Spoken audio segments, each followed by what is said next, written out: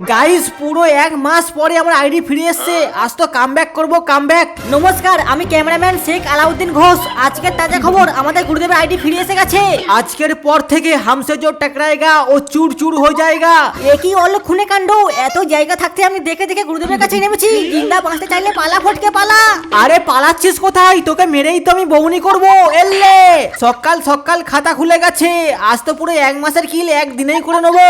আবে সবাই পিক থেকে পালা, গুরুদেব কামব্যাক করছে। দেখেছো গাইস, একেই বলে ভয়। আমার কামব্যাক করার কথা শুনেই সবাই ভয়ে পালাচ্ছে। আবে যাদের বুকে পাঁটা নেই তারাই ভয়তে পালায়। আমার বুকে পাঁটা আছে, আমি গাছের পিছনে লুকিয়ে থাকবো। তার মানে তুই আমাকে লুকাকে মারবি? তবে রে এলে। এই গুরুদেব, আমি তো মজা করছিলাম। আরে লাল্লান ভাই, অন্য কারোর সাথে মজা করো, গুরুদেবের সাথে নয়, বুঝলে বস? গুরুদেব, আমার পায়ের ঘাম মাথায় ফেলে মাথার ঘাম পায়ে ফেলে দেবো, তাও তোমাকে কামব্যাক করতে দেবো না। ইয়া দিদি দিদি দিদি। এই কামব্যাক করতে এসে বেইজ্জতি হয়ে গেল।